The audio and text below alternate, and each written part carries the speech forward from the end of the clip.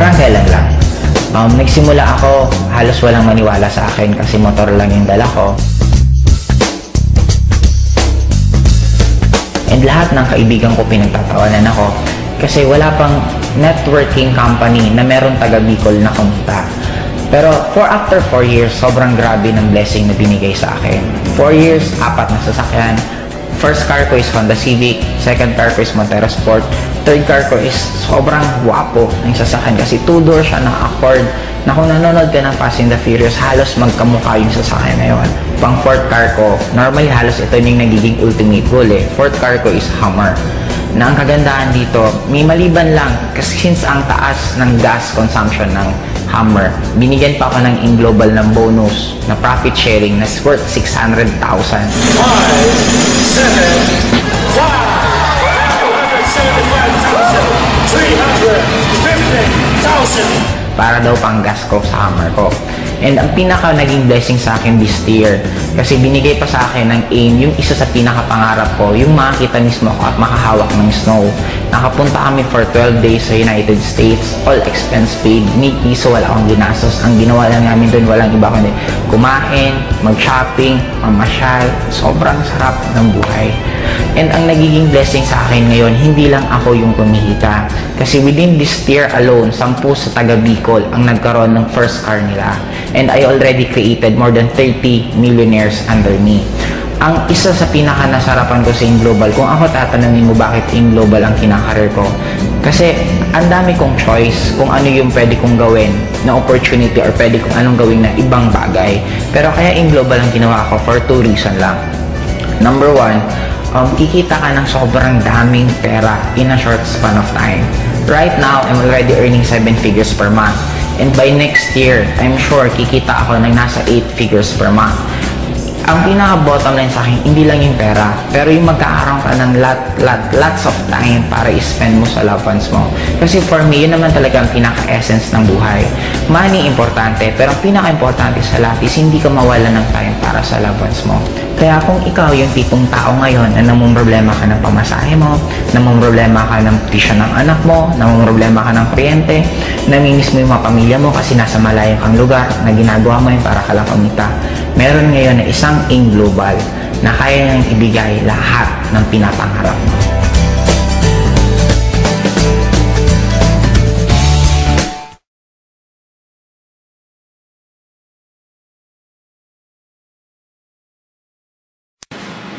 Yun.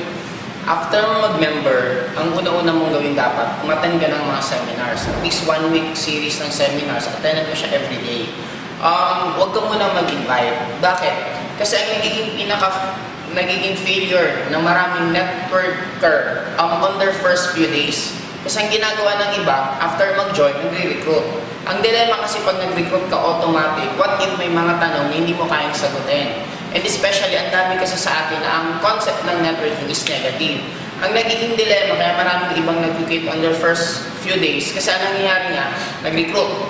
Tinanong nung ni-recruit, automatic hindi niya masagot. Nung hindi niya masagot, magsasabi siya, ang hirap pala ng networking, kaya ayaw ko na lang mag-networking kasi ang hirap mag-recruit.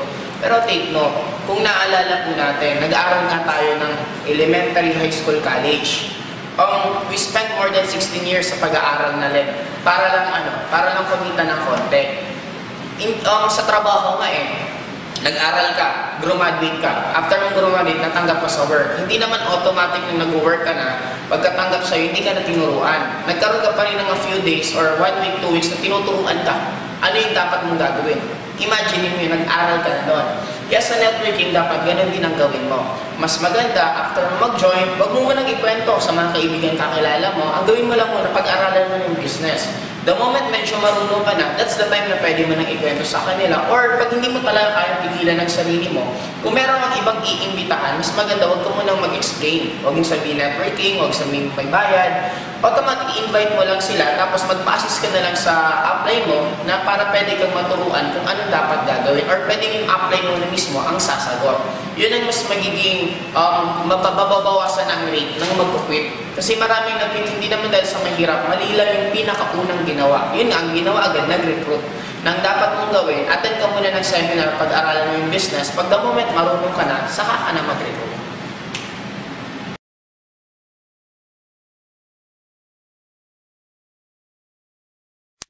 Kung gusto mong kumita ng malaki dito, I suggest huwag ka mag-single head. Bakit? Ang laki ng perang pwedeng maiwala sa'yo pagdating ng oras. Bakit? Ito na example. Halimbawa, ang market mo, 4 na tao. Sabihin natin si A, si B, si C, si D. Sila yung mga recruit mo. Ngayon, ang ginawa mo, single head ka lang, ikaw na.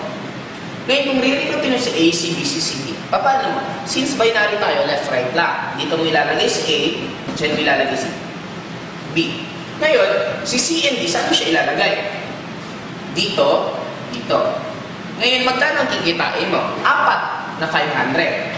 Kikita kang 500 pesos dito, additional 500, kikita ka ulit ng 500, and additional 500. In short, direct referral pa lang, kumita ka na ng 2,000 pesos.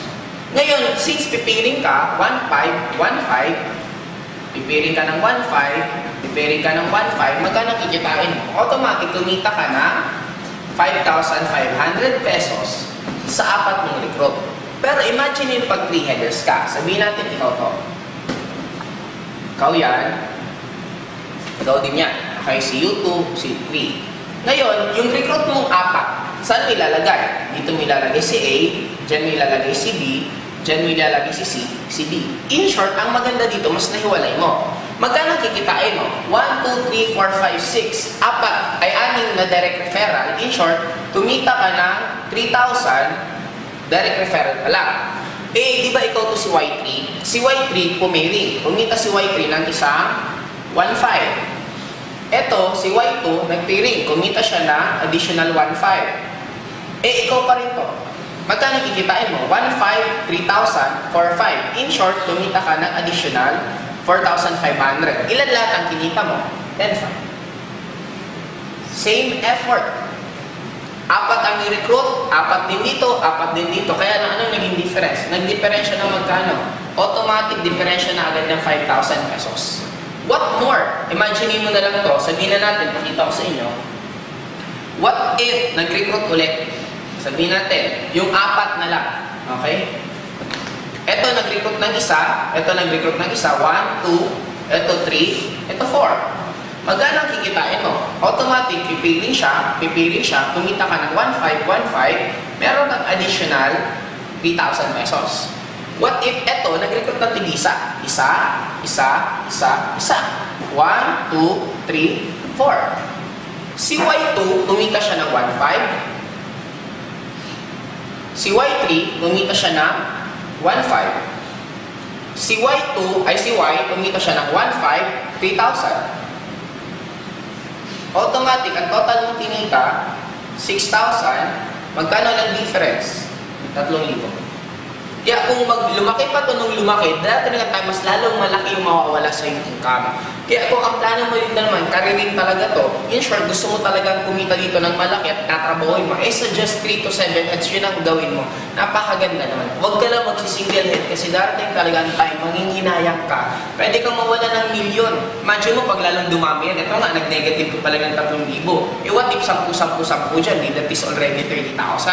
Kaya I suggest, ito ang gawin mo kung gusto mong kumita dito ng malaki.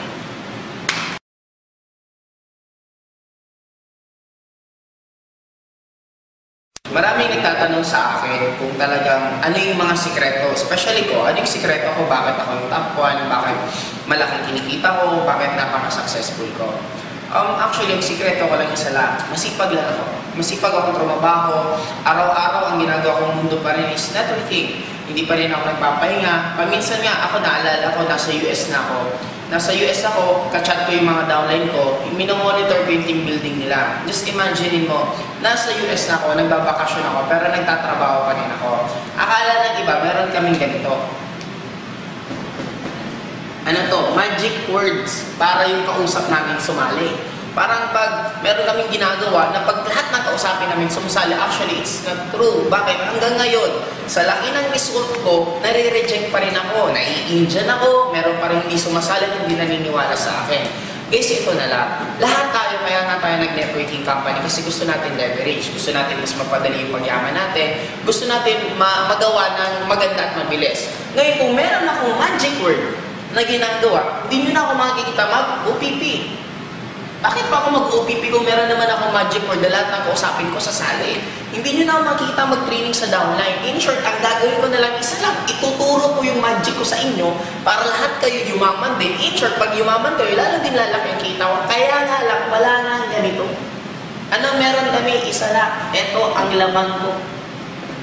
Maraming tao, maraming distributor, sila tulog na, ako gising pa. Imagine mo ngayon, alas 2 na ng umaga. Anong ginagawa namin? Nag-iisip pa kami, paano namin lalong mapalaki yung grupo namin. May mga ibang tao na tulog pa, ako gising na naman. Bakit? Tumatrabaho na naman ako. May ibang tao kinakausap isang araw isa, ako 10. Yun ang laman ko, bakit ako? Kaya kung gusto mo maging entrepreneur dapat, kung 10 kinakausap ko isang araw, dapat ikaw 15 o 20. Kung gusto mo akong habulin, kung gusto mo lang pantay ang kinikita ko, kung 10 ang kausap ko isang araw, dapat ikaw 10 din. Kasi ang nagiging dilemma ng iba, gusto mo mahabol sa amin. Kaya kinakausap nga namin 10, siya naman isa. O paano ka hahabol mo? Kung kami tumatakbo, ikaw naglalakad. Dapat kung kami tumatakbo, ikaw nagbumotor. In short, ulitin ko, ang sekreto namin isa lang. Masipag lang kami.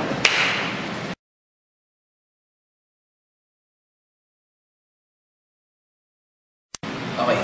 Actually, ang daming reason bakit nag-fail sa networking. Ang isa sa pinaka-common na nagiging failure, based on my personal experience, marami kasing tao na ayaw maturuan. Ang malaking factor nga na nag-quit sa networking, normally yung magagaling na salesman. Mga matatalino, kasi sobrang talino nila, sa sobrang gagaling nila, hindi na sila maturuan. Kaya lang, take note, ang networking is a different field. Parang ganito yan eh. Kahit magaling kang taekwondista, nagta-taekwondo ka, nagpa-practice ka ng taekwondo, it doesn't mean magaling kang aikidista or aikido na ginagawa. Pareho siya martial arts, pero take note, magkaiba pa rin yung pinapractice. Magkaiba yung ine-exercise na katawan, magkaiba pa rin. Parang networking din. Maybe magaling ka sa sales, pero ang sales is very different from networking. Kasi sa networking, after mo mapa-join yung tao, nagsisimula pala yung responsibilities mo. Unlike pag nasa sales ka, pag nabentahan mo na yung binibentahan mo, automatic, tapos na yung obligasyon mo. Kaya magkaiba pa rin siyang feel. Ang iba pa nagiging common na reason bakit maraming nag-fail pa sa networking is ayaw mag-attend ng training. Gustong kumita ng malaki pero ayaw mag-attend ng training. Kaya anong mangyayari sa'yo? The moment lumabas ka, marami kang mga na-encounter, maraming mga tanong, hindi mo masagot, mahirapan ka. The moment mahirapan ka, anong sasabihin mo? Hindi para sa akin ang networking. Pero kaya ka lang naman nahihirapan dahil sa sarili mo. Bakit? Hindi mo kasi ginawa yung tamang sistema. Kung tatanungin mo ako ano yung pinakamagandang tip, kung the moment para hindi ka mag-fail sa pag-network, simple lang, attendan mo lahat ng training, kung ano mismo yung mga tinuturo, especially ng mga resultado ng upline, yun na lang yung sundin mo. Kasi ang iba, sumusunod pa sa iba or gumagawa pa sila ng sariling way, hindi naman siya bad. Kaya lang, habang hindi yung dinadaanan yung tinatawag na learning period, pag hindi ka nag-sustain doon, ang tinitingnan mo lang lagi kasi kita, yung income agad na tinitingnan mo, automatic, hindi ka talaga dito tatagal. Kasi kagaya sa akin, 1 year and 1 month ko on my first networking company, ang kinita ko nag is 20,000. Pero hindi ko tinignan yung 20,000 kinita ko eh. Ang tinignan ko, yung naging changes sa personality ko. Lumaki yung pangarap ko. Dati ang pangarap ko lang, ang bababa. Biglang lumaki ng sobrang ng networking na ako. Yung control ko sa emotion ko, dati mainitin ang ulo ko, pero dahil sa mga training, humaba yung pasensya ko. Doon pa lang na-appreciate ko na malaki yung nagiging changes sa akin. Hanggang tumuloy-tuloy, the moment na bago ko yung personality ko, doon na ako sumunod-sunod na income, yun ang nangyari. Alam mo?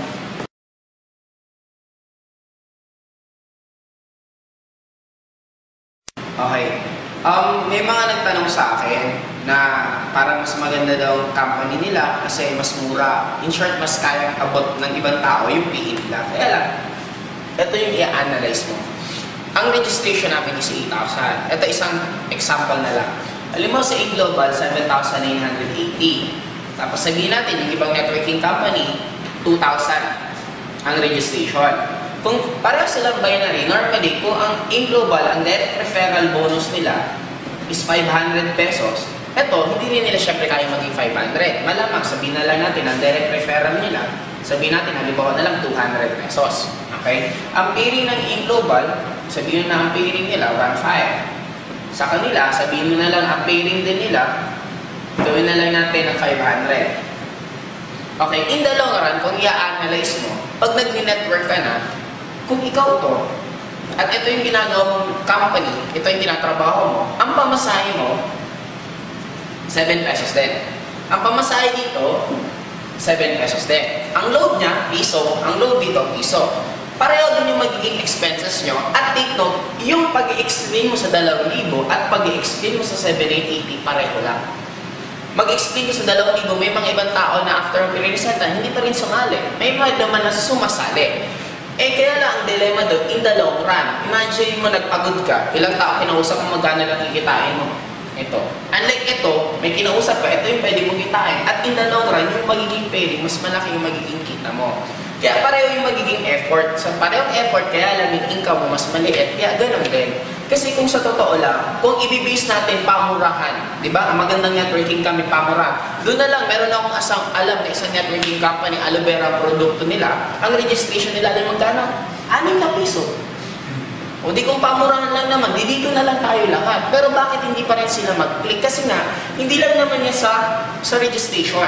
Ang maganda sa Global Bank, may sistema. Napakaganda ng system mismo nila, napakaganda ng compensation plan, napakaganda ng produkto. Sabi ko nga, sabi ng iba, sa amin mas maganda kasi mura ang supplement. Hindi mo pwedeng ikumpara kung ang supplement mo iba. Parang ganito yun Dalanghita, mura compared sa orange. Pareho sila prutas. Pero dito, bakit mas mura yung dalanghita? Kasi iba din yung quality nila. Parang dito rin, hindi mo pwede ikumpara na yung produkto nila, supplement, ito puro supplement. What if supplement niya, hindi naman effective? Sa Global, napakaganda ng produkto, hindi simple, hindi talagang simple lang nag-manufacture ng food supplement, kundi isa talagang big time. Kaya kung i-analyze mo, parang ito na lang, simple lang, bakit kasi sali dito, ganito nga kamura, wala naman ako dyan. At least dito sa 780, nandito ako. Diba, maliban sa nandito ako, ang dami pang ibang magagaling na mga networker mismo na nandito, na wala doon. Kaya in short, ang titingnan natin, hindi lang dahil sa presyo. Tingnan mo rin yung magiging kasama mo, yung magiging may-ari, yung ambience ng opisina lahat. Ang dami pang factor na i-analyze kung bakit ganito ang registration ng Global. Okay, Docs?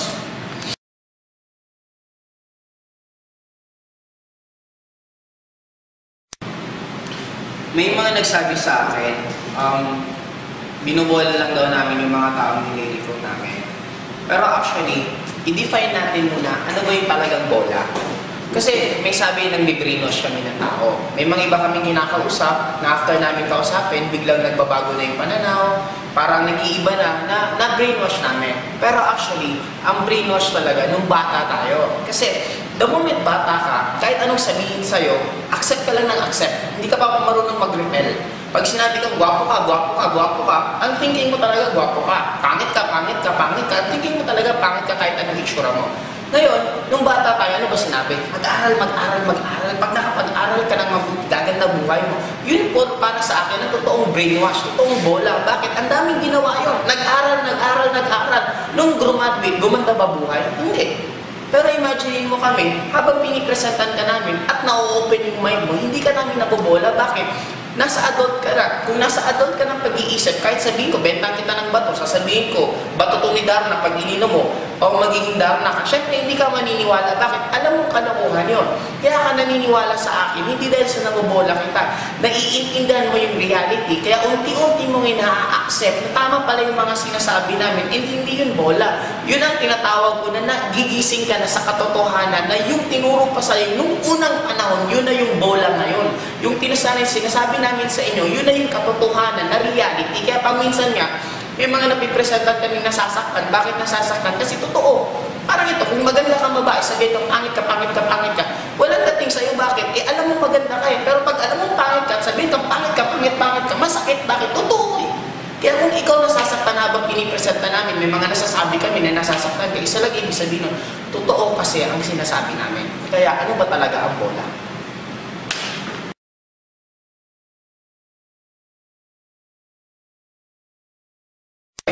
Ang Global, kaya siya, pag sinabi kasi networking or katulad ng Global, naano siya as pyramid dahil sa structure. Kasi bakit?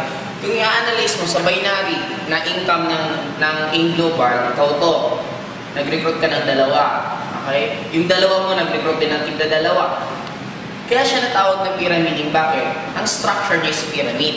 Pero kung i-analyze mo, lahat naman ng organization is pyramiding. Bakit? Sabihin mo na lang, imagine mo na lang to sa Armed Forces of the Philippines. This is the general, this is the colonel, this is the major.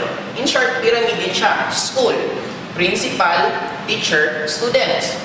Pyramid din siya. Sabihin natin sa family tree, lolo, magulang, anak. In short, lahat naman siya pyramid. Kaya wala masama sa structure mismo ng pyramid. Ang nangyayari lang na masasabi mong pyramiding ang isang networking company, the moment nag-join ka, at yung pera mong binalik is hindi value for money, yun ang nangyayaring pyramiding. In short, parang nagbayad ka ng pera, para lang dahil sa pwede kang kumita sa mga re-recruitin mo, yun ang tinatawag na pyramiding. Pero the moment nag-join ka sa isang networking company, kung magkano yung binayad mo, halos binalik din yung halaga, automatic, hindi na yun pyramiding. And ang in-global mismo, talagang lumagpas na kami sa pwede mong masabing pyramiding. Bakit? Approve mismo kami ng DSAP.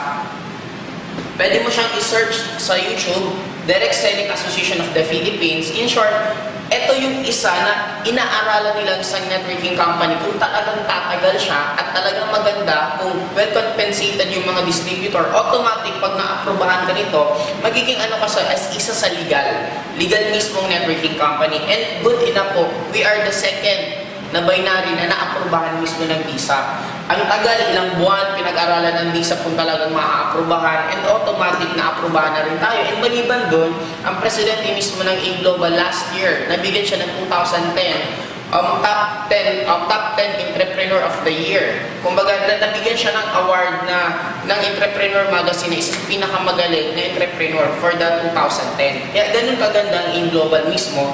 Maliban sa aprobado ka na ng DSAP, yung may-ari pa mismo talagang isa sa, kumbaga may mga nag-a-approve na mismo na talaga nagpapatunay na maganda yung networking company. Hindi lang sila ang nag-claim. Kumbaga parang sa showbiz, iba may pag naging best actor ka, best actress ka, kasi iba na mismo yung nag-a-award sa'yo. Sa in-global, marami na mismo ng mga iba't ibang organization na nagpapatunay na maganda talaga ang in-global. Kaya kung sasali ka sa amin, huwag ka nang mag-isip kung kasi hindi kami pyramiding, napaka-legit ng in-global for the past 5 years, talagang napakaganda. And actually, isa pa sa top 20,000 top taxpayer corporation ang in-global. Napakaligal natin lahat, kaya wala ka na dapat ipag-alala kung hindi, trabahuin mo na lang.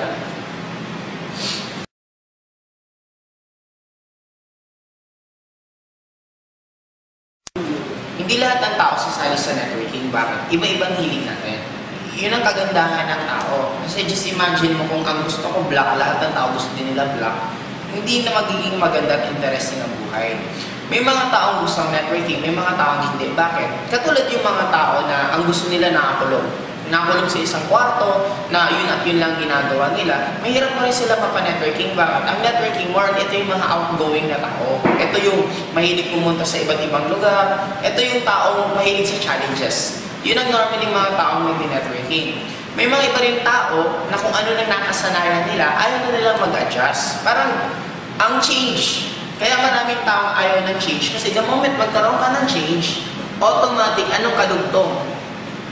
Mawawala yung tinatawag na comfort.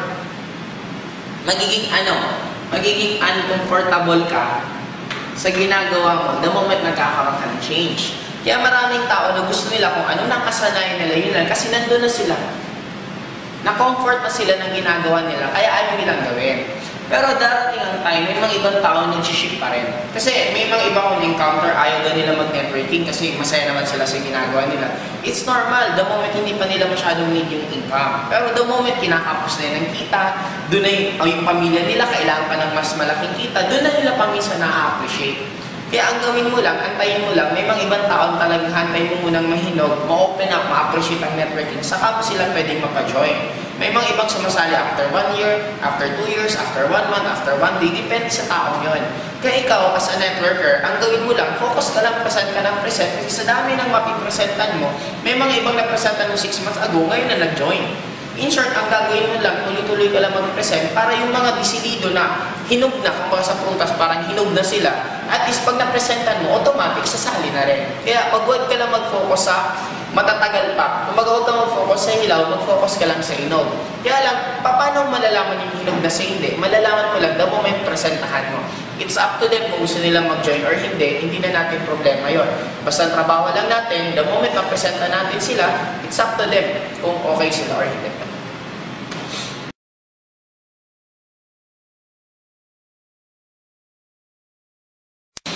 Maraming nagtanong sa akin, bakit daw kailangan namin ipagyabang sa sasakyan, kailangan ikwento na meron kaming kotse, bakit kailangan gawin yun? Actually, sabi ko nga ulit, kailan tayo nangyayari na parang dumadating na yabang yung habang kinakwento namin? Kasi nga, ang tingin nyo ulit sa networking is iba. Parang ulitin ko, drawing ko lang. Ito yung business, ito yung networking. Sa business, pag sila yung nagyabang na ang business namin maganda, kasi maganda yung upuan namin, maganda yung pwesto namin, masarap yung food na sinaserve namin, hindi yabang tawag doon. Pero sa amin kasi, ang pinaka-asset namin is sarili namin. Kumbaga, paano namin mapuprove na magandang networking kung walang nakikitang result sa amin? Hindi naman pwede namin bilhin ang lupa, tapos dala-dala namin yung titulo, yun ang pinapangyabang namin. Alay kung dala namin sa sakyan, automatic, pagdala, makikita talaga na totoo yung business at kumikita. Parang dito, sabi ng iba, mayabang kami kasi niyayabang namin yung sasakyan, yung income namin. Di ba dito, naaalala niyo, may mga magulang na pagka-graduate ng anak, yung diploma sinasabit sa living room. Bakit nila sinasabit yun? Para ipagyabang yung anak nila graduate. Kumbaga, para sa amin, yung achievement. May mga ibang magulang, yung medal ng anak talagang dinidisplay pa. Sa amin, ang achievement naman namin, yung sasakyan. Hindi naman namin pwedeng sasakyan isabit sa living room para patunayan na nandun. Diba? Kaya ang ginagawa lang namin, pareho lang naman, nagyayabang dito, nagyayabang din kami. Kaya lang, huwag nyo kaming isabihin na kami lang kasi pareho sila ginagawa nila. Traditional business, paano mo sasabihin maganda yung negosyo mo? Katulad sa bar, sa gimikan, ano yung pagyayabang nila, yung sounds nila, yung lights nila.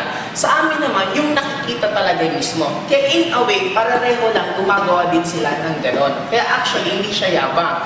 Nagkataon lang kung sa business side, yun ang magiging parang asset namin para lalong bumum ang negosyo namin. Kaya binibida lang namin kung ano din meron kami, nakatulad din ang ginagawa itong dalawang ito.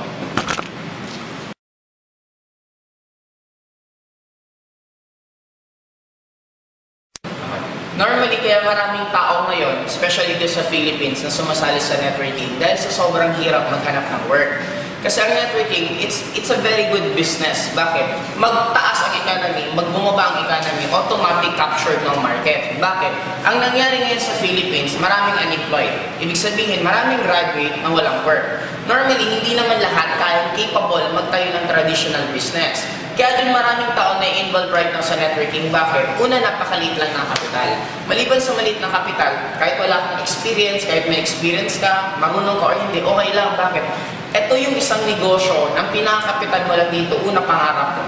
Pag meron ka napakalaking pangarap at kaya mong maturuan, in short, meron kang good learning attitude na willing ka magpaturo sa mga uplines mo, sa mga mentors mo kung paano ka tuturuan, pwede kang kumita. Ang good thing kasi dito, kung i-compare ko lang sa employment, for you to get your dreams, normally it will take you more than 40 years. Bakit? Pag empleyado ka, nakakuha lang sila normally ng milyon after nilang after nilang mag-retire. Ngayon, at age of 20 to 25 years old, automatic, dapat meron ng stable job. Yun ang normally ginagawa. Dapat ganitong edad, meron ka ng stable na trabaho.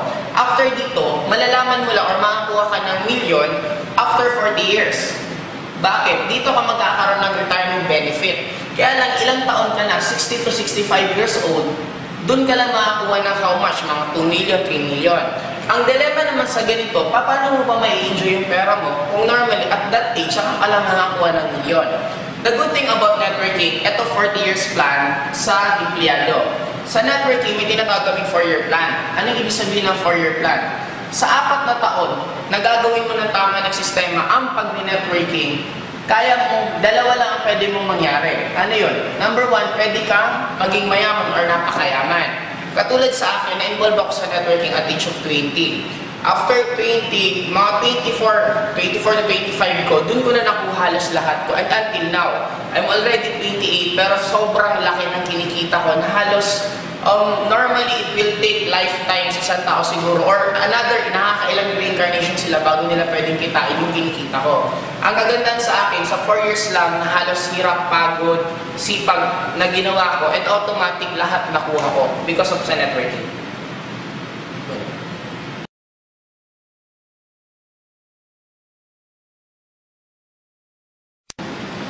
Ang Nature's Way, para sa side ko, napakalabo nilang umalis sa game. Bakit? Unang-una, first time ng Nature's Way na naghanap ng kapartner ng networking company na natagpuan nila is AIM Global. Una, ang Nature's Way, halos hindi sila nakikinig before sa presidente, sa mga may-ari ng AIM Global kasi nga mas mataas ang tingin nila sa sarili nila. Pero nung pinatunayan ng AIM Global na yung target sales na gusto nila, nabibigay ng sobrang bilis ng AIM Global, dumating sa point na ang Nature's Way na mismo ang nakikinig sa mga may-ari.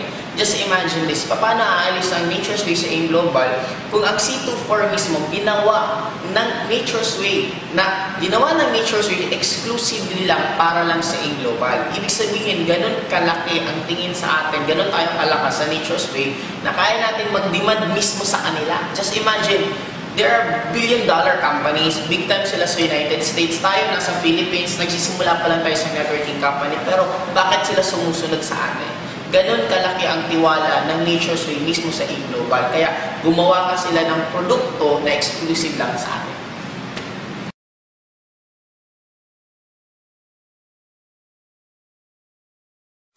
Saturation is only a myth in networking. Actually, hindi siya totoo eh. Kasi bakit? Ever since na nagkaroon na ng Forever Living dito sa Philippines, way back 1991, hindi naman lahat ng tao na-recruit nila eh. Hindi lahat ng tao nag-join. Sabi ko nga, ganito na lang kasimple. Kung pag-base mo mismo sa actual facts, okay, sa numbers tayo, ang member ng AIM Global all over the Philippines is we have more than 300,000. Take note, ilan ang population ng Philippines? Aabot ng 90 million. Kung on our 5 years, naka 300,000, sabihin mo na lang, same lang yung maulit na ma-recruit. On another 5 years, 300,000 ulit. Ilang pa lang members? 600,000 sa 10 years. Ibig sabihin, kung another 10 years, ilan? 1.2. Kumbaga, 1.2 million pala yung magiging members, makaka 20 years na. Kaya kung iisipin mo, wala talagang saturation. Bakit? Imagine mo lang isang school. Sabihin na natin, ang re-recruitin mo lang isang school na college lang. Katulad, sabihin na natin, Lasal. Huwag kang lalabas. Hindi ka magre-recruit ng hindi taga-Lasal, kundi taga-Lasal lang. Paano mo sasaturate na ibig sabihin every year may bagong first year? Ibig sabihin, pag may bagong first year, may bago kang re-recruitin. Kaya kung iisipin, wala talaga siyang saturation. Sinasabi lang siyang may saturation kasi yun ang paminsan nagiging scapegoat ng mga ibang tao na hindi nagiging successful sa pag-network. Or ang iba, yun lang, nila, para hindi sila sumali. Pero actually, sa tagal ko na sa industriya ng networking, may mga namimita ko 50 years old na 60 years old na first time nila ma-recruit sa networking. Ito yung tanong doon, saan sila nabuhay? Bakit sa tinagal-tagal nila sa mundo ni hindi man lang sila na-recruit? Ibig sabihin, ang dami pang tao na ganun gagawin mo. Kung i-open mo lang yung mind mo, magta-try ka lang tumanong ka sa mga ibang tao kung alam ang networking, maraming tao hindi talaga nila alam. Ang clue, pag ang isang tao walang alam sa networking, pag nagsabi silang saturation, pag nagsabi silang una-unaan ng networking, ang kumikita lang nasa taas, yun ang mga symptoms na ibig sabihin, yung tao yun wala po talagang alam sa networking. Kasi sa dami kong kakilala, mga veterans na mismo sa networking, sila mismo hindi sila nagsasabi na una-unahan ng networking. Imagine mo sila na yung matagal sa industriya, sila pang hindi nagsasabi. Sino ang nagsasabi? Normally, yung wala talagang mga alam. Kaya careful kayo sa ganon. Paminsan, yung mga nakakausap nyo, wala naman talagang alam sa networking, nag-aalam-alaman.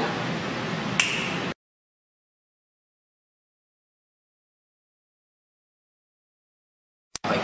Ang AIM Global for the past 5 years, lahat ng dagok na pwedeng mangyari sa isang networking company, nadaanan ng AIM Global. Una, 4 ang may-ari ng AIM, umalis yung isa. Nung umalis yung isa, maraming nag-predict na magsasara ng AIM. Nung nawala, lalong lumakas. Sumunod, meron isang top distributor na lumipat ng ibang company, pero ang AIM Global lalong lumakas. Kaya ang siguro pinaka pwedeng maging cause na lang, yung mga may-ari, pag magkaroon sila ng sariling mga conflict nila, tapos magtayo. Kaya lang, ito yung logic doon. Kung magkakaroon sila ng conflict at maghiwa-hiwalay sila, dalawang choice nila. Pwede sila magtayo ng networking company or pwede sila maging distributor ulit. Pero imagine mo, dati ka nang may-ari, magiging distributor ka ba ulit? No. Siyempre, magiging option mo, magtayo ng networking company. Ngayon, bakit ka magtatayo ng isang networking company kung meron nang nakatayo na napakaganda na nangyayari? Take note, hindi lahat ng networking company umaabot sa stage ng AIM Global. Pansinin mo, ilan ang nagre-retain na networking company sa utak mo? Kukunti lang. Pero alam mo ba ng networking company sa Philippines, more than 300 to 500 networking companies? Kaya lang bakit kukunti? Kasi konti nga lang umaabot sa level ng inabot ngayon ng AIM Global. Ang good thing sa mga may-ari, kasi ang may-ari ngayon, pag binigyan mo sila ng wall, nilagyan mo ng harang sa dadaanan nila, dalawa lang gagawin nila. Kung hindi nila papasagin yung wall, aakyatin nila para malagpasan nila yung obstacle na yun. In short, dumating na sila sa stage na magkaroon na ng mga minor conflict. It's very normal sa isang relationship ng isang mga grupo. Kaya lang kagandahan sa kanila, they will not sacrifice yung buong company dahil sa minor nila mga nangyaring conflict. Kaya, na-prove na ng AIM Global for the past 5 years, ang dami ng dilemma pinagdaanan, ang dami ng bagyo na nalagpasan. Kaya I think wala nang ibang magiging reason pa para ang AIM Global hindi tumagal at hindi tumuloy-tuloy sa goal ng AIM Global na umabot naman ng 10 years.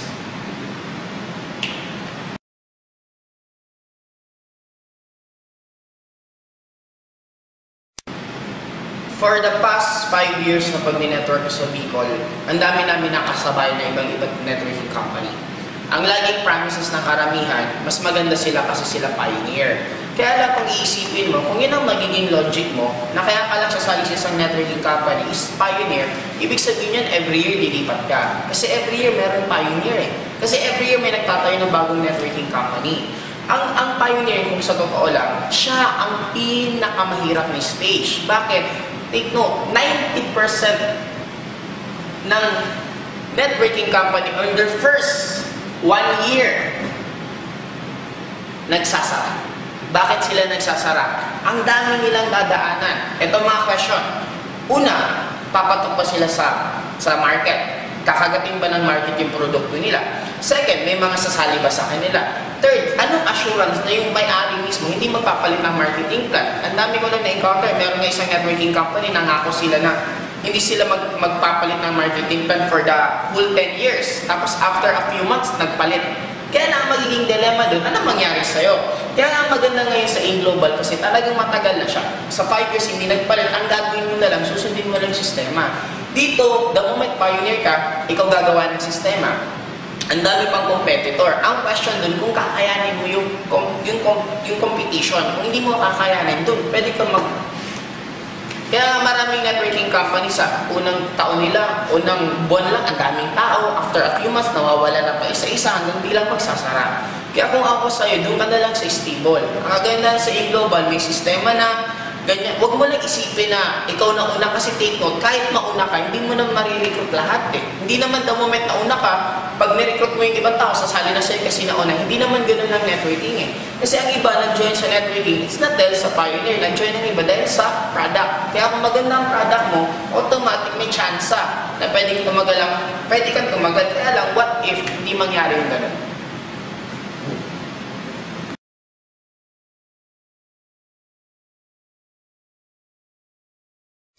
AIM Global, kaya siya ang #1 networking company right now. Kasi technically, nag-start ang AIM Global 2005 September. Ito yung wala pang official launching. Ito naman yung taon na lahat ng halos networking companies nagsara. In short, ito yung pinaka-downfall ng networking industry. Na ang nangyari, habang nag-start ang AIM Global, since wala masyadong kalaban, nakabuelo.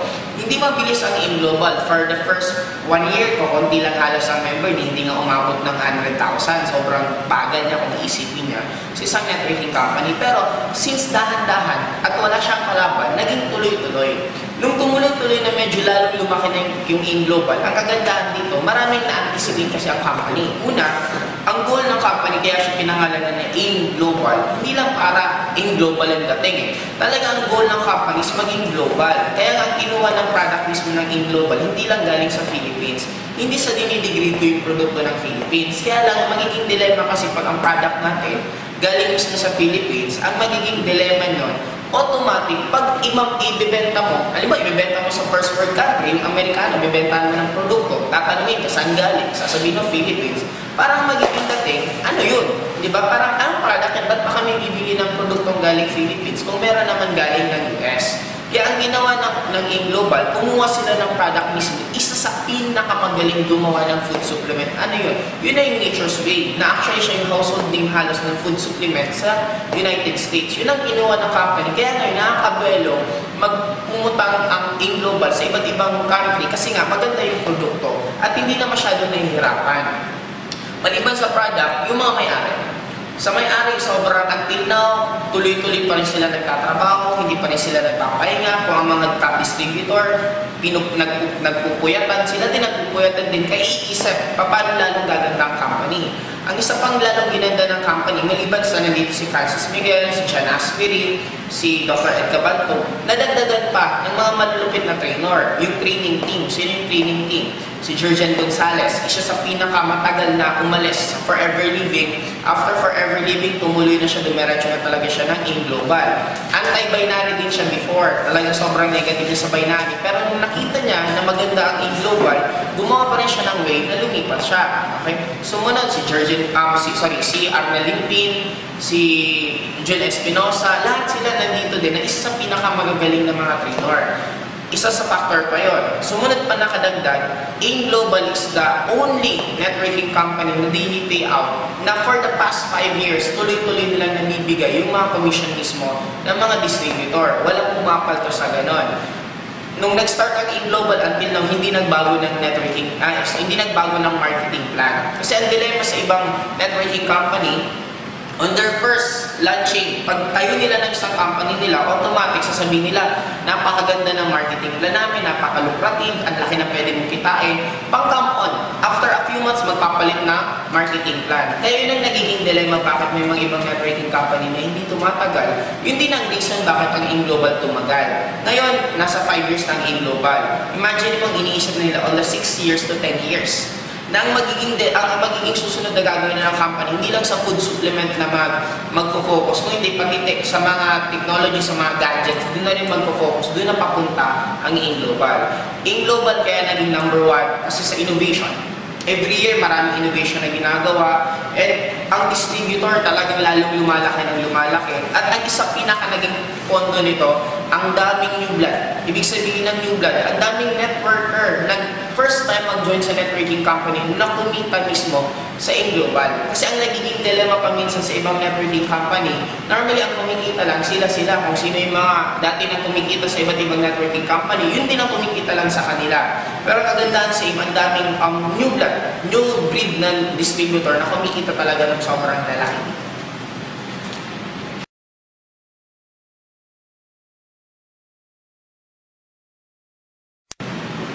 Bata pa lang ako gusto kong yumaman. Isa lang rason ko. Hindi kasi pantay pag mayaman ka at mahirap ka dito sa Pilipinas.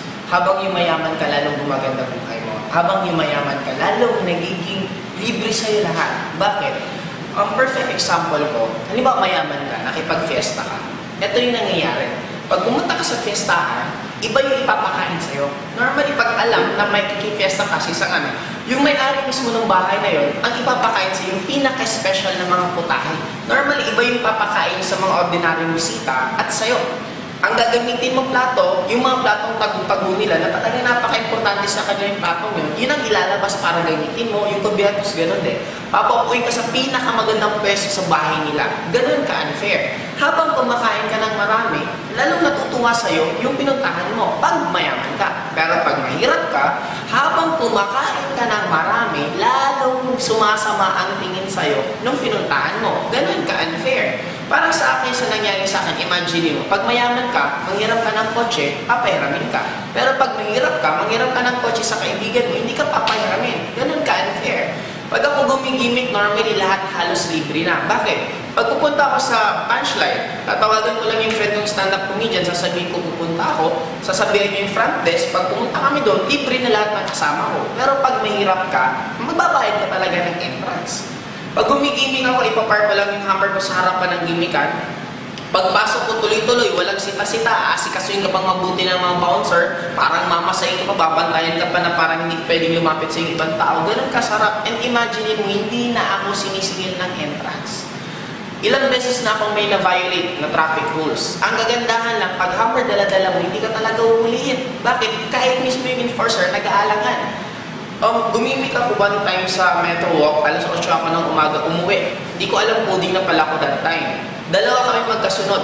Ako, tapos yung isa, Lancer EX, ang dala-dala niya. Pagdaan ko, yung dalawang enforcer, tuwang-tuwa kasi nakakita ng hammer. Sabi nila, wow, hammer, ang ganda. Pag diretso ko, yung nasa likod ko, pareho kami coding. Yung Lancer EX, pinatabi, hinuli. Imagine mo, ganun ka-unfair. Ang ganda na ng sasakyan mo, may pera ka na, hindi ka pa hinuhuli. Nag-serving kami. Imagine mo, pag-serving namin, sinita kami nung enforcer. Alam mo, sabi, sir, pasensya na, kaya ko lang kayo sinita kasi nag-serving po kayo. Marami po kasing nakakita. Pero kunwari lang po ito, papalagpasin ko rin po kayo. Hindi ko po kunin yung lisensya nyo para wala lang pong masabing ibang tao. Just imagine, yun ang unfair the moment mayaman ka. Kaya pinili ko maging mayaman kasi ang sarap ng buhay pag mayaman ka. Habang lalo kang yung mayaman, lalong nagiging libre ang lahat. Kaya pag mahirap ka, aping-api ka. Pag mayaman ka, talagang panalo. Kaya dapat ikaw mismo na nanonood dyan, dapat pangarapin mo rin yumaman. Kasi pag mayaman ka, sobra-sobrang sarap ng buhay.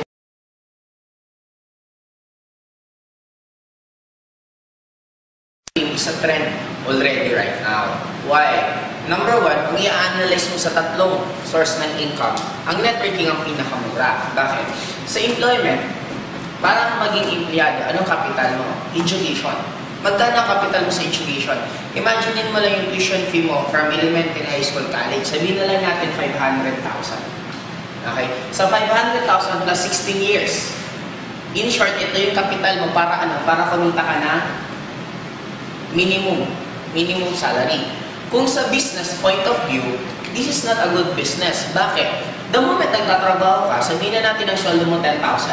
Sabihin na lang natin, ang natitira na lang sa'yo, sa 10,000 and 5,000. Ibig sabihin, ito talagang income mo.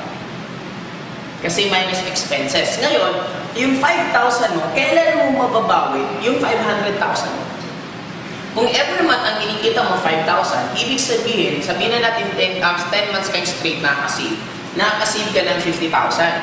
50,000 i-divide mo 500, ilan? Sabihin na natin 10. Ibig sabihin, 10 years kang magtatrabaho bago mo kukuha yung kapital mo. Sa traditional business, it's not a good business. Bakit? Ang good business dapat at least 3 years nag-ROI ka na bumalik ka. Okay? Sumunod, business.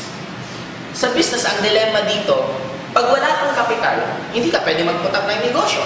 The moment magkaroon ka ng business, the moment magkaroon ka ng income, anong susunod na mangyari? Maliban sa big capital, ang kailangan mo para mag-put up ng negosyo, susunod, kailangan mo na experience. Ang dilemma dito, pag nagtayo ka ng negosyo, meron kang kapital at wala kang experience, normally, ang kapital mo mauubos. Para bakit siya kailan maubos? Para mag-gain ka ng experience. Para sa susunod na mag-put up ka ng business, doon ka na pwede kang kumita. Yun ang nagiging dilemma sa traditional business. Networking. Sa tatlong to, networking ang cheapest. Bakit? Napakamura ng capital. Bakit? Sa InGlobal, ang capital lang niya, 7,980. Sa 7,980 mo, kahit wala kang experience, okay lang. Wala ka rin risk. Bakit?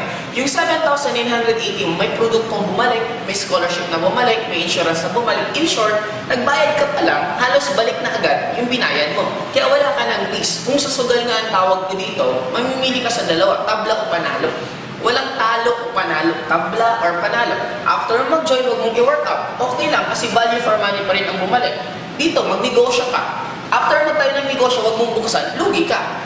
Mag-aral ka. After mag-aral, hindi ka nagtrabaho, wala ka pa rin kita, hindi ka pa rin makakabawi. Ngayon, ang networking is a trend. Why? Lahat ng tao kaya kabutin ang halagang mo. Magmayaman, magmahirap, kahit sinong porsigido, kaya gawa ng para ng 7,980. Ang kagandahan pa dito, unlimited to. Bakit? Dito, kailangan mo lang magsipag. Sa employment, may certain position lang na pwede mong puntahan, pwede mong pasukan. In short, hindi lahat ng tao pwedeng maging empleyado. Kasi kung lalo na kung lahat, meron na. Sa business din, hindi naman lahat kaya magnegosyante. Pero dito, sa networking, pwedeng lahat sumali. Ang kagandahan dito, the moment maraming tao nawawalan ng trabaho, saan sila pupunta? Hindi naman sila pupunta dito. Bakit? Wala na silang kapital. Saan sila normally pupunta? Kasi sa isang country na mas lumulobo ang unemployed, automatic, lalong magbubungang networking company. What about naman sa isang networking company na sobrang okay ang ekonomiya? Pag ang isang country okay ang ekonomiya, normally ang magbubung sa kanila, hindi yung recruitment side ng networking. Normally, ang magbubung sa kanila, yung reorder. Kasi maraming pambili, kaya maraming bibili. In short, may mga ibang sumasali sa networking company, wala silang pakialam sa recruitment. Ang goal lang nila, yung discount at yung produkto, tuloy-tuloy pa rin. In short, this is a good business. Bakit? Mag-boom or bumagsak ang ekonomiya, pareho, sa pool mo pa rin yung market.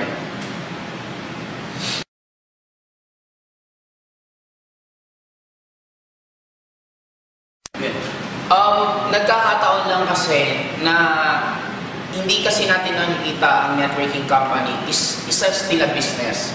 Kaya maraming nagiging question na para kung iisipin mo, kung ibabalik mo yung tanong, ito na i-compare ko yung tatlo. Okay? May employment, tapos ito business. Yung networking, ang tingin nila parang alien, na parang ang tingin nila, hindi siya part dito sa dalawang to. Ang networking, sabihin na natin nilagay dito.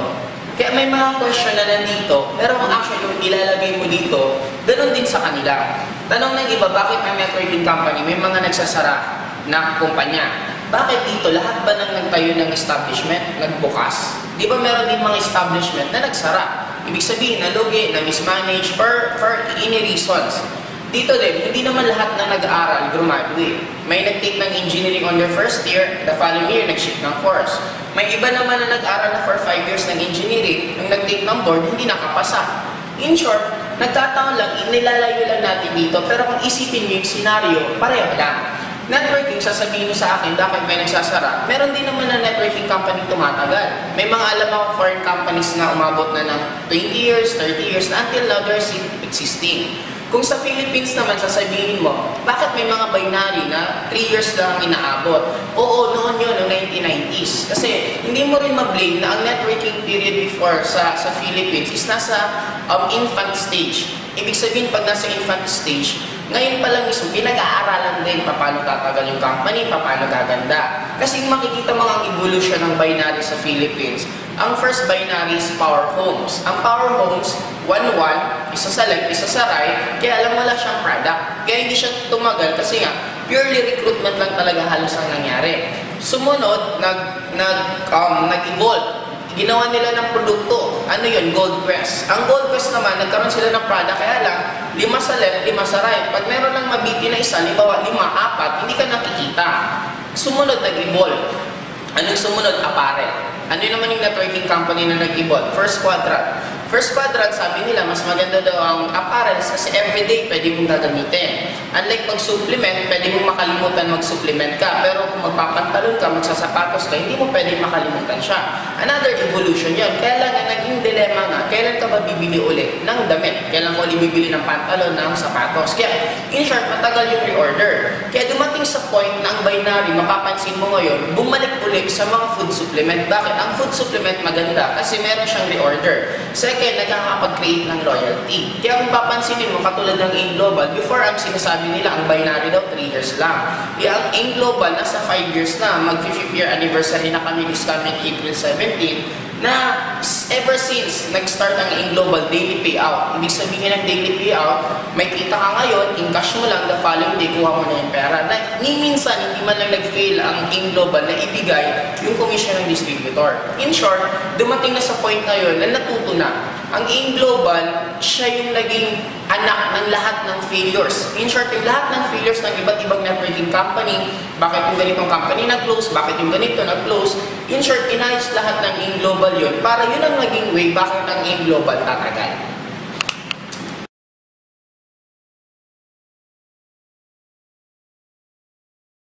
Kung kayo ay nabibili na kayo mas malapit, mas madali na po kayo. Ang ano ko lang, hindi na ako tumigil. Tapos yung lahat ng tinuturo sa training, sinusunod ko lang. Sabi, attend ka lahat. Pag sinabing may training, pag sinabing may season, attend na ako ng attend. Hanggang unti-unti, lumalaki yung grupo ko. Una, isang van, galing Bicol to Manila. Sumunod, nagiging 2 van.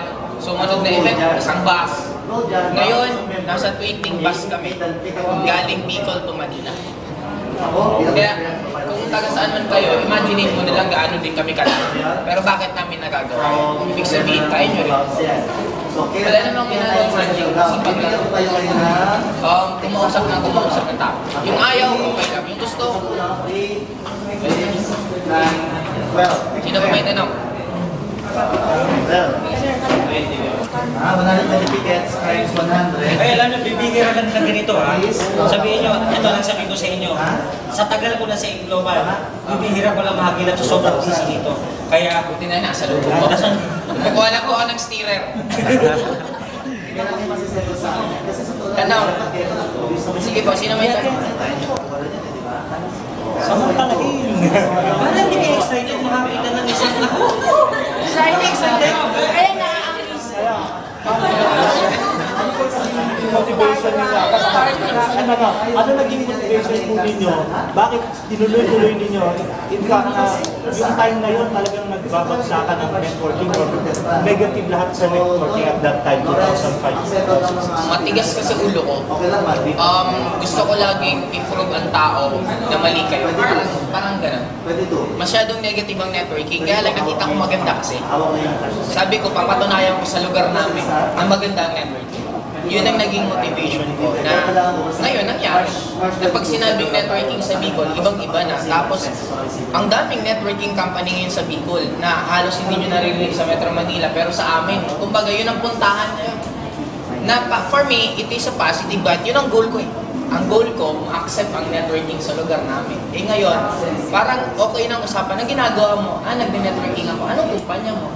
Para pag sinabing AIM Global, lahat na sila, oh wow, ang ganda pala ng kumpanya mo. Parang yun ang tingin. May mga iba din nag-start. Ang mga goal ng ibang nag-start, sila yung sumunod na AIM Global. Or sila yung sumunod na Joseph Lim. Pero ibang company sila. Pero imagine mo yung gano'n na nangyari, na na-open, na doon nag-start. Kung gusto ko lang i-prove, sa maliit lang na. Kaya, huwag niyong, sabi dati, di ba, madalas natin paminsan pagtawanan ng isang pangarap ng isang tao pag sobrang taas. Huwag niyong pagtawanan kasi malay mo, kung ikaw tingin hindi mo kayang gawin, malay mo siya kaya niya. Kaya paminsan may downline ka na mas malaki yung pangarap sa'yo. Sang-ayunan mo kasi hindi mo alam na malay mo nandun ikaw. Dati sabi ko, tatlo lang po kami. May isang doon parang Astro doon. Parang doon ginagawa yung mga concert. Sabi ko, parating ang time, magkakaroon tayo na CCEL dito mismo sa na to. True enough, last year, November 4 nangyari. Nagkaroon kami ng mid-year. Di ba nagkaroon ng sariling mid-year ang Bicol? Nasa 3,000 attendees. Just imagine, meron Bohol na mid-year, meron Cebu, meron Davao. Except na sa Metro Manila. Yung tatlo, combination ng lahat ng mga members ng AIM Global. Ibig sabihin lahat ng lines. Yung Bicol, downline ko lang. Ang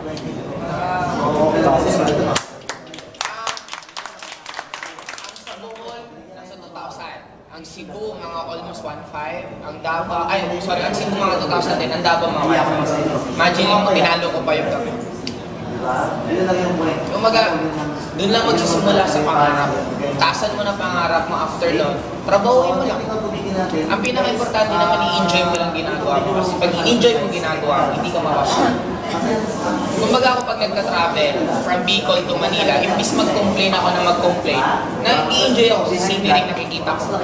Sa mga tinitigilan, na-i-enjoy ako. Naranasan ko yung hilaw yung kanin, pero ang mamahal. Di ba kasi pag ordinary bus at titigilan yung mga walang kwentang kainan, tapos yung mamahal pa, nakaranas pa ako, iihi ka na lang 10 piso, tapos ang baong-baong nun. Magaganon kaya lang, in-enjoy ko. Naranasan ko makipag-unahan sa, di ba ang ordinary bus kasi walang sistema, basta unahan lang. Nag-aantay na kami, may isang park pa lang yung bus, tumakbo na siya, hinarangan niya yung daanan, yung pinto, tumayo siya, hindi kayo mapasok. Ginawa ko, inakit ko naman yung bintana. Maraming gano'n na mga stories na, kumbaga, pag hindi mo kasi hahayaan mo lang, tatalunin ka sa diskarte, hindi ka talaga magsasaksi. Kaya dapat madiskarte ka. Sunod pong tanong. Inaku-i-grab nyo na yun. Oo, pagkaubos ng kape, alis na po. Sige po, tanong. Wala yung tatanong na kami tatanong. Isang blackdown na lahat, nakabase na lahat. Ito na lang. I-share nyo na lang sa atin yung magaganda, bakit may narinig. Bakit ako naging milyonaryo? Tinakot ko sarili ko anong buhay pag mahirap ako. Parang tinignan ko both sides. Pag gusto mo magkakotse, pag hindi mo nakuha yung kotse, anong mangyari sa'yo? Magkakotse. Pag gusto mo maging mayaman, anong mangyari sa'yo pag hindi ka yumaman? Ay, hirap. In short, nakita ko yung magiging buhay ko pag nag-fail ako. Kaya hindi ako nagkaroon ng reason bakit ako kailangan mag-fail. Kumbaga, tinakot ko ng sobrang sarili. Ngayon, marami akong ginipa. Hindi na po ako nanonood that time ng TV. Matulog ako, as in talagang mga 3 hours, 4 hours na lang everyday. Ginawa ko mundo networking na. Birthday ko, hindi ko ako nag-celebrate, nag-OPP ako. Family gatherings, wala ako, nag-OPP ako. Everyday. Yun ang ginawa ko. 2 years, nasagad-sagad halos. After 2 years, sobrang sarap. Ilang years na in 5 years. 3 years na po ako nag-i-enjoy sa 2 years na pinaghirapan. Ano yun? Kagugising ko lang po kaninang mga 4. Inumaga akong uminom kanina sa Metro Walk, natapos kami alas 8. Gaano kasarap ang buhay. Ang pinoproblema ko ngayon, may pending pa ako nasa 100 na encoding. Hindi ko ma-encode sa dami. Sabi ko, may mga ibang slot na ako na hindi ko na pinapansin kasi sasakit ng ulo ko pag iniisip ko yung flash out eh. Kaya iniisip ko na lang yung mga ibago kong line. Ngayon, ang kagandahan mo sa buhay pag mayaman ka, lahat halos po lalong nagiging ano ibig sabihin ko? Pag gumigimik ako sa punchline, gusto ko mag-comedy bar, tatawagan ko lang si Kiray. Kiray, pupunta ako dyan. Sige, sabihan ko yung ilan kayo. Libre na po kami sa entrance. Sa mga gimikan sa bar, pag daladala ko yung hammer, pinapark ko lang sa harapan ng bar, pag baba ko, hindi ako pinapabayad ng entrance. Ganun kasarap pag mayaman ka. Pag wala kang pera, lalo kang nasinilin. Kanina may sinilin. And it's very true. Para makalik tayo, konting ano lang, fiesta. Ang mayaman, pag inimbitan sa fiesta, habang kumakain ng marami yung mayaman, natutuwa yung pinuntahan niya. Tama? Pero pag mahirap ka at kumakain ka ng marami, masama na ang tingin sa'yo. Tama, di ba? Ganun ka unfair. Mayaman ka, ang ipapakain sa'yo yung mga special na pagkain. Ang gagamitin mong plato, gagamitin mong kutsarang tinidor, yung tago-tago nilang halos hindi nila ginagamit, ilalabas nila yun para mo lang gamitin. Pero pag mahirap ka, kung ano-ano, ganun ka unfair. Sa Hammer, gumimik ako nung isang araw, Metro Cocktail. Alas 8 ng umaga ako umuwi. Hindi ko alam, coding na pala ako. Pagdaan ng Hammer, yung dalawang enforcer nandito, tuwang-tuwa pa sila. Uy, Hammer! Yung nasa likod ko, isa din ng Millionaires Club, si Louie Gascon, ang daladala niya lang sa EX. Nasa 1.3 million din halaga doon. Nasa likod ko siya. Pareho kami coding. Ako hindi inuli, siya inuli. Pero, kanina, galing ako airport. May sinundo kami, serving. Ang ganda ng serving namin sa may expressway, di ba yung packet ng Cubao? Ang daming sinerving ng driver ko. Serving, sinisita sana siya ng isang enforcer, nilagpasan niya, hinarangan siya ng isa. Tapos pagharap, hindi binaba. Sabi ko, Bossing, nagmamadali lang. Ganun ka tono ko. Ikaw nagmamadali lang kasi kami. Alam mo sabi, Sir, pasensya na po. Sinita ko lang kayo kasi nakakaya naman po. At daming nakakita, kakasabihin din namin kayo ito. After that, sige sir, parang pinigil lang kami, parang umakas na. Pinalagpas pa rin. Ganun po kami fair. And wala tayong magagawa, ganun talaga eh. At an early age, nakita ko na yun, kaya pinili ko maging mayaman. Sabi ko, ayoko nang inapi. Parang hindi ka maapi dapat. Pwede. Pakita ko po sa isang account.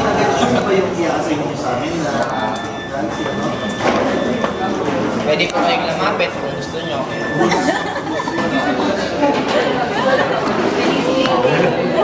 Hindi, pwede na rin pakita. Galing yun na lang.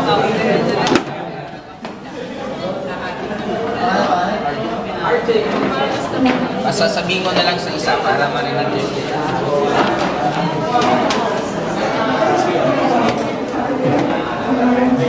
Binubuksan pa sa yung account. Relate ko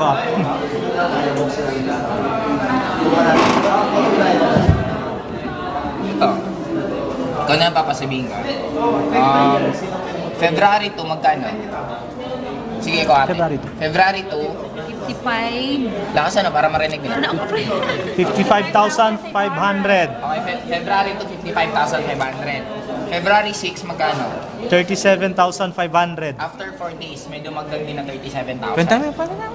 Sumunod, February 15. 69,000. Sarado. After 14 days, may dumagdag po. Hindi. After 9 days. Tama ba? Hindi. Oh, tama. 9, 4, tama. After 9 days po, may dumagdag na 69. 69,000. Sumunod, March 3, 2011 March to 3, magkano? 260,611. Ang dumagdag po, 260. Ang March 3 po to, naging cash ako ng 260,000. Anong date po ngayon? March 15. Ito po available balance ko ngayon. Ano ba yung number na nila? Number na lang? 304,000. Isang account lang. Meron pong 20 account. Diyan. Kaya, sabi ko, sobra ko sa pera, sobrang dami. Magkano kinikita ko, malungkot na ako pag nag-50 mil ako isang araw. Magtrabaho ako. Yan ang buhay na nag-aantay sa'yo. Kung gagawin ko, yung mga part. Grabe.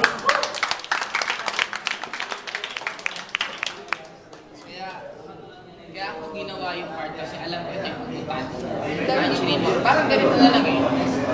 Ang mahal-mahal na ng gasolina. Lahat nagtitipira na. Ako Hammer pa ginagamit. Eh magkano ang gastos ng Hammer? From Pasay going to SM North, mga 1.5, 1.8. High octane po siya. Normally, yung pinakamahal na gas ang ginagamit ko sa Hammer. Tapos, 4 kilometers per liter. Ano? Mahal ba yun? Parang di na mahal dahil nasa in-global ka na. Pero sir, paano ka, di ba, Start. Kakasabay lang tayo. Kakasabay lang po kami. Mas inggit pa ako dati sa kanila eh. Kaya lang, yun. Ginawa ko lang yung part ko. Actually, ako nakapa-open dito. Nakapabalik sa aim. Kasi nag-uusap kayo sa Friendster. Tapos iba na yung nangyari sa akin. Na-inspire siya muna. And imagine mo, nakabawi pa rin. Mapakit sa side nyo. Abo lang po kayo. Gawin nyo lang yung ginawa namin.